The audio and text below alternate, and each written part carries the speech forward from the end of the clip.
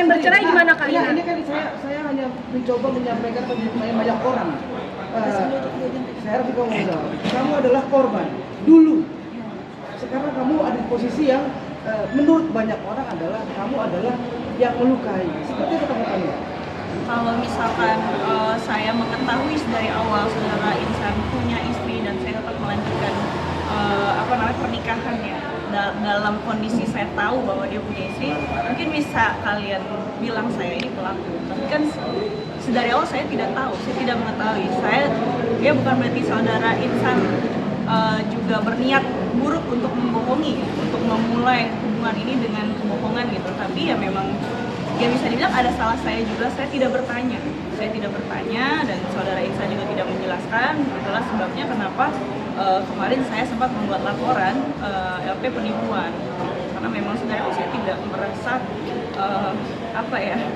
menjadi pelaku gitu ya. Tapi pada akhirnya kan kamu udah tahu gitu dan menerima dan bahkan ingin bertahan. Apa alasan kamu ingin bertahan? Karena saya sudah dapat wejangan, sudah diingatkan sama sosok ulama yang kami hormati ya, yang kita semua hormati, bahwa sebagai istri apapun keputusan kepala rumah tangga kita harus tetap taat. Ini maksudnya ini kan terjadi kayak ada di awal hubungan ini kan ada kayak kebohongan juga kalau misalkan nggak mengakui udah punya istri dan lain-lain. Jadi ketika menjalin sama Mbak Inara sendiri nggak takut itu akan terulang lagi atau seperti apa? Balik lagi tadi statement aku sebelumnya bahwa Insan tidak menunjukkan etika buruk gitu, bahwa dia ingin memulai hubungan ini dengan kebohongan. Tapi di sini ada kesalahan aku juga, kelalaian aku tidak bertanya gitu di awal. Anak-anak nerima nggak Mbak? Anak-anak nerima nggak Insan? Anak-anak Mbak Ina? Starla sudah aku perkenalkan sih, dan alhamdulillah ya dia anak yang baik, anak yang paham agama, dia paham bahwa selama itu sudah halal, ya sudah saatnya lah kita istilahnya dengar samina wa atona, kita tunduk sama syariat Islam kalau kita mengaku Islam. Sudah bertemu dengan anak-anak belum Kak Ina sendiri sampai dengan saat ini? Anak-anak siapa? Sama Mbak Ina atau sama Virgon atau gimana? Udah bertemu juga anak-anak belum? Aku sudah waktu itu sudah sempat bertemu anak-anak, cuman memang termasuk jarang bisa ketemu karena anak-anak juga sekolah dan sempat minggu itu dibawa liburan terus sama dedinya, jadi aku udah lama nggak ketemu lagi sama anak-anak. Ada kekhawatiran hak asuh direbut nggak Mbak Ina? Kalau selama nggak ada ketetapan dari persidangan sih enggak sih, aku nggak khawatir karena memang kemarin persidangan kan keputusannya itu udah sampai tingkat Mahkamah Agung ya. Berarti sejauh ini anak-anak menerima dengan baik? Ya alhamdulillah Insan juga orang yang sangat peduli dan sayang sama anak-anak saya. Mbak Ina ada rencana mau mensahkan pernikahan dengan Insan? Diresmikan secara negara? Saya rasa ya itu adalah harapan semua istri ya, harapan semua perempuan juga maunya seperti itu ya. Cuman kan kita di sini harus lihat secara fakta bahwa masih ada problem atau masalah yang harus diselesaikan satu persatu, terutama di ranah hukum ini. Berarti sudah diobrolin atau gimana untuk usahanya? Sudah diobrolin dengan Insan atau bagaimana? Balik lagi ke jawaban saya sebelumnya, kalau kita mau menyelesaikan satu persatu dulu masalah yang sedang bergulir ini, karena biar gimana di sini kan kita juga butuh kepastian dan jawaban dari pihak saudari M untuk bisa secara jelas, secara tegas dan secara bijaksana untuk memberikan pernyataannya apakah dia mau melanjutkan ya alhamdulillah gitu ya, alhamdulillah, atau dia mau berhenti ya dia ajukan gugatan cerai gitu ya, supaya semua ini lebih jelas gitu. Berarti Mbak Ina menerima kalau misalkan menjadi istri kedua kali ya? Kenapa tidak? Karena dalam Islam diperbolehkan. Siap hidup berdampingan dengan Nawa berarti ya Mbak? Kalau tidak siap dari awal sih nggak mau. Bang Mecut, kalau kita ngomongin ini kan selalu legal access ya Bang. CCTV di mana selalu digadang-gadang dengan durasi yang sangat panjang dan konotasinya kurang baik ya Bang? Iya. Nah ini pertama untuk abang dasar hukumnya ini kan kabarnya katanya sudah diperjualbelikan kabarnya. Nah untuk kamu sendiri, Ina, terbayang nggak sih seperti apa ketika itu tersebar dan katanya kami nggak tahu ya, katanya kan ada video yang tidak baik Pak buat orang lain lah. Itu apa? Jadi begini, terkait video itu, ya, pastinya saya perlu sampaikan di sini, cara memperolehnya tidak sah. Sehingga apabila terjadi transaksional terhadap video itu sudah menjadi pelanggaran hukum. Karena kenapa? Cara memperolehnya tidak sah. Diperolehnya itu dengan cara yang tidak secara benar, ya kan?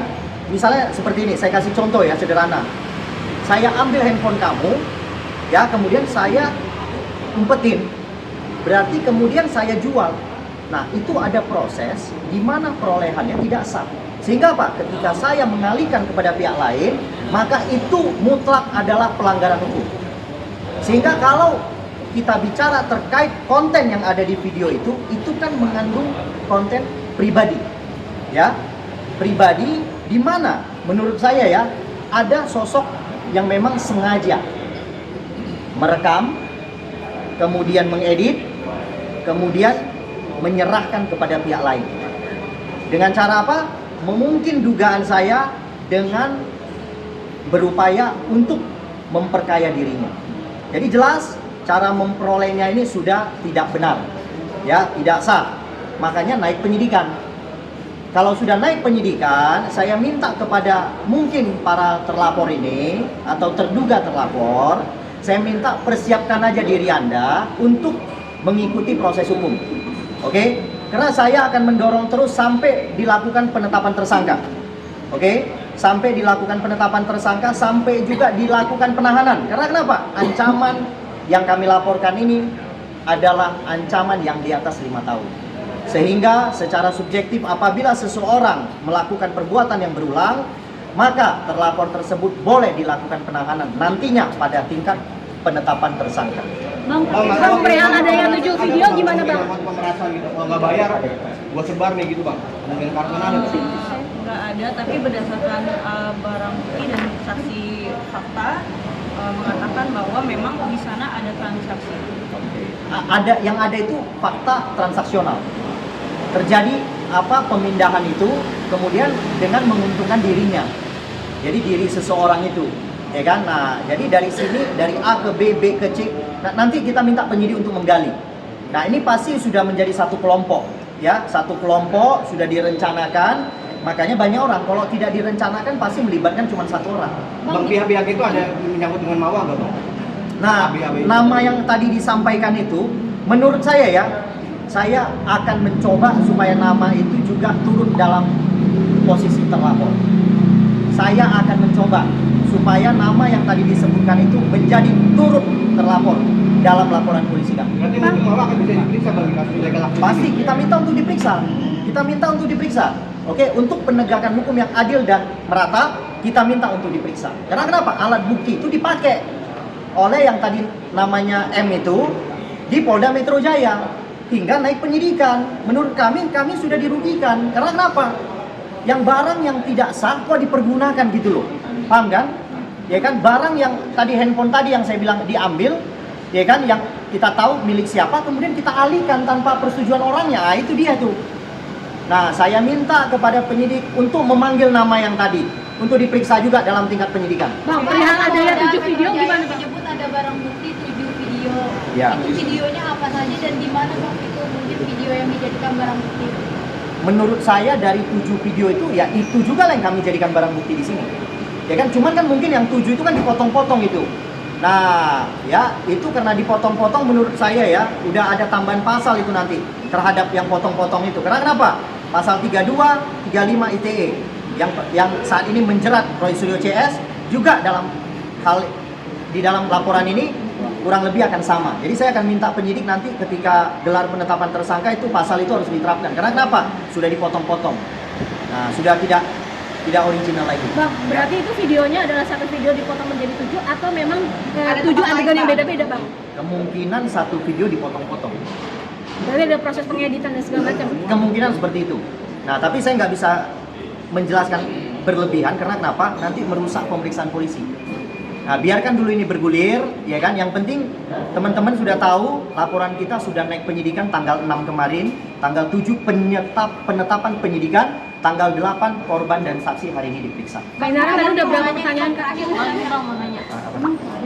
Bang, ya, perkara Inara ini bisa terjerat KUHP yang disahin atau gimana? Ya, prinsipnya KUHP yang baru tanggal 2 kemarin kan sudah sudah berlaku. Sehingga paling ada penyesuaian aja. Penyesuaian pasal. Ya. Jadi kalau misalnya laporan di sana itu 284 nanti disetarakan dari pasal 284 dijungtokan kepada pasal yang ada di KUHP yang baru. Nah, demikian juga kami melaporkan di sini illegal access, pasal illegal access itu akan nanti jungto ya kan dengan undang-undang yang baru, dengan pasal yang baru, kemudian setelah itu dilayangkan panggilan kepada terlapor.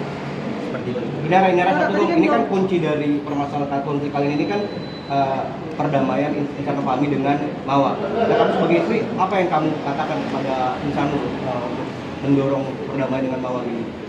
Sedari awal, sedari kasus ini mencuat ke publik juga, dari keadaan mereka masih konflik ya dalam rumah tangga, bahwa Insan sudah menjatuhkan talak 2, saya sudah meminta Insan untuk memperbaiki rumah tangganya.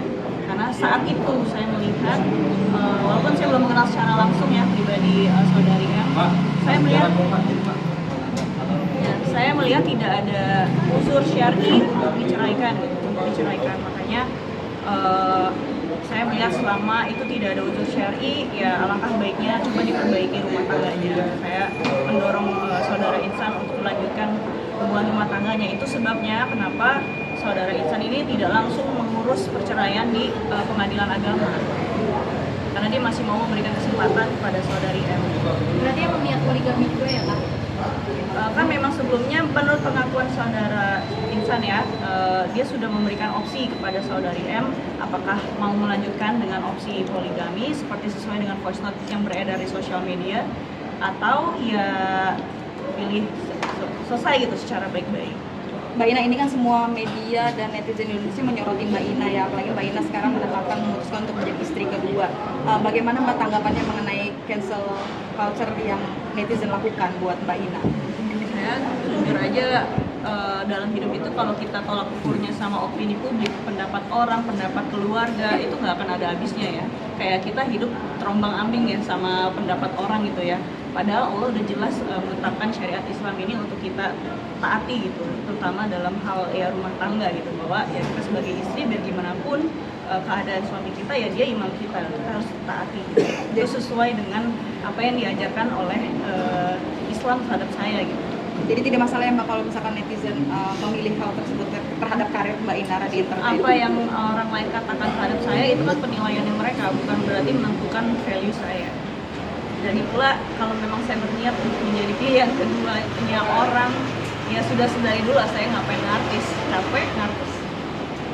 Oke. Inara satu lagi dong. Ya, satu lagi. Kabar Terakhir ya. banyak yang bilang Insan Fahmi itu mengikuti NPD. Apa tanggapanmu? Alhamdulillah kemarin kami sudah, aku sudah mencoba untuk mendampingi beliau ke terapis ya, psikiater, psikolog gitu ya. Alhamdulillah sih untuk hasilnya semua aman, positif gitu ya, nggak ada yang sesuai dengan tuduhan yang beredar di sosial media ya. Mungkin untuk orang-orang yang saat ini sedang menuduh orang lain gitu ya, ya aku sarankan sih untuk sama-sama lah kita periksakan diri demi untuk kebaikan kesehatan bersama.